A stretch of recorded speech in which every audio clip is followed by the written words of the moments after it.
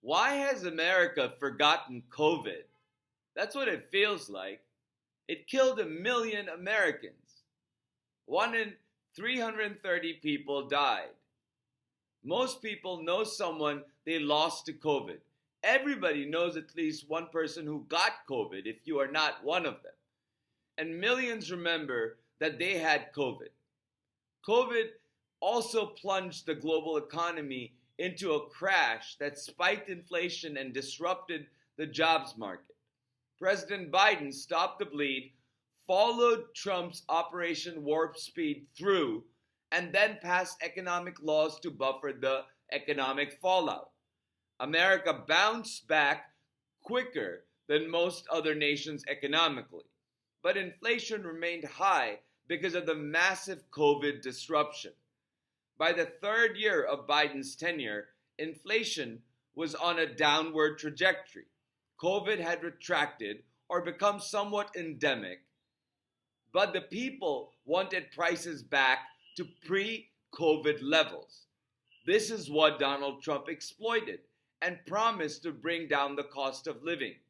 But instead of following through on Biden's policies that were working, like Biden did with Warp Speed, Donald brought in Elon Musk's Doji and mined the government for our data and left the workplace inoperable by cutting jobs randomly. Donald took those policies and ran with it, giving reign over domestic security policy to Stephen Miller and economic policies to Russell Vought. And then they started implementing Project 2025. The whole thing was a sabotage of progresses made during Biden's time.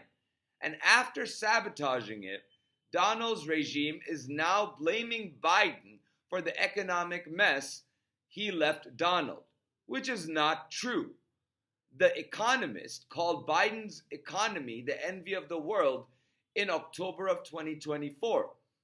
Inflation was going down the last year of Biden's tenure. Prices were coming down, but the messaging of the Democrats was and remains horrendous. So Donald Trump has turned that economy around and landed us in a stagflation. Yet nobody talks about what Biden had to deal with and about COVID, the massive role it played in changing our politics and how Biden helped us come back from the ledge. That is short-sighted and does not focus on the real problem, that Donald Trump is destroying our economy and his HHS secretary is making our nation more and more vulnerable to future disease outbreaks, whether it be measles, hepatitis B, or HIV. They are cutting public health funding. That will impact HIV patients who rely on government help for life-sustaining care. It will impact the overall cost of healthcare if the industry has to deal with measles and hepatitis B, diseases that were eliminated or reduced under 99% before RFK Jr.'s loyalists started changing CDC policy. How both citizens and doctors and hospitals and pharma companies have to shuffle around to accommodate RFK Jr.'s moronic and lethal policy objectives they remain to be seen. His policy is let measles and hepatitis B spread. We'll just do pull-ups at the airport to take care of that problem. Or find a solution at some point, somehow, later on down the road. That is not something that is sustainable for the American public.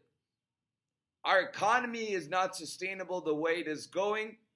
The healthcare system of our country is not going the way it needs to, and it can break down at any time. It is endangering the lives of children and those who are immunocompromised and those who are exposed to germs and diseases on a regular basis, like people working at hospitals.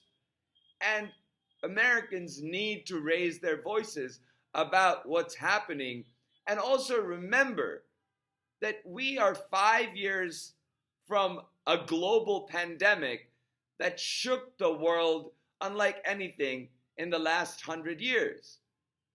And instead of following through on Biden's successful policies, Donald Trump decided to destroy them and build his own house of cards policies that benefits him and the richest people in the United States, while it leaves the rest of the country out to dry. With that said, thank you for listening. Please remember to share, like, and subscribe, and I'll talk to you soon.